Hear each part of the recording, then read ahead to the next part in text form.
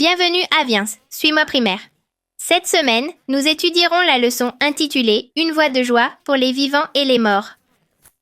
Vous la trouverez dans les sections 125 à 128 des Doctrines et Alliances. Commençons. Le Seigneur a enseigné à Brigham Young que son premier devoir était envers sa famille. Cela m'apprend aussi que prendre soin, aimer et servir les miens est une partie essentielle de l'Évangile. Je peux aider à la maison, prier pour mes parents ou consoler quelqu'un quand il est triste. Quand nous prenons soin de notre famille, le Seigneur nous bénit avec paix et amour. Servir au foyer est une manière sacrée de montrer notre foi en Christ. L'amour familial est l'une des plus grandes bénédictions que le Seigneur nous accorde. Joseph Smith a écrit ces mots alors qu'il affrontait de grandes épreuves et persécutions. Malgré tout, il a continué à faire confiance au Seigneur et à accomplir son devoir. Nous pouvons faire de même quand nous traversons des difficultés ou de la tristesse. Si nous faisons confiance à Dieu, il nous donne la force d'avancer avec foi.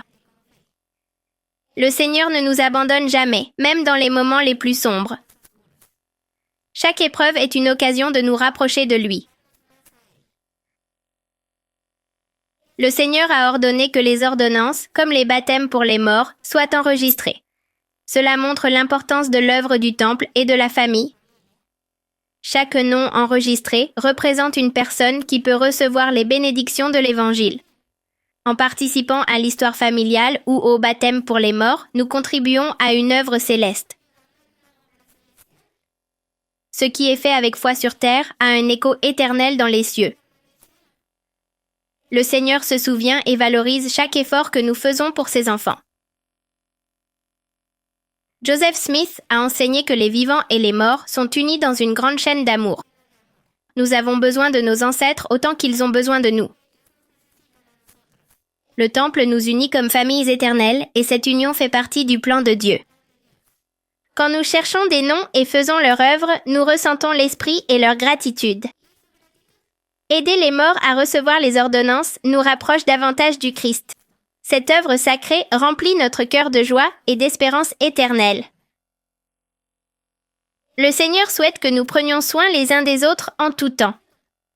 Veiller sur notre famille, c'est être attentif, prier et aider avec amour. Nous pouvons aussi nourrir spirituellement notre famille en partageant l'Évangile.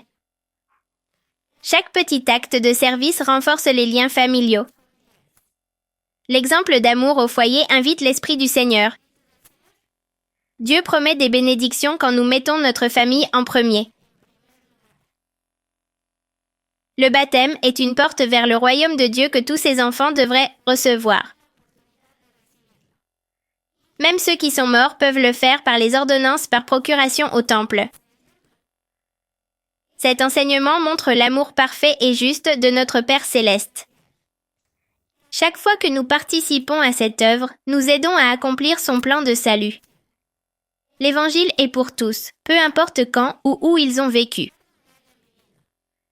Dans la maison du Seigneur, nous faisons tous partie de la même famille éternelle. Dans cette leçon, nous avons appris que le plan de Dieu inclut tous ses enfants vivants et morts, que le Seigneur nous invite à prendre soin de notre famille, à lui faire confiance et à servir dans son œuvre sacrée, et que chaque acte de foi, chaque registre, chaque prière a un but éternel. En aidant les autres à venir au Christ, nous trouvons aussi notre propre salut et bonheur. Nous sommes Daniela Trejo et Fernando Cabaletti, et ceci est Viens et suis-moi primaire.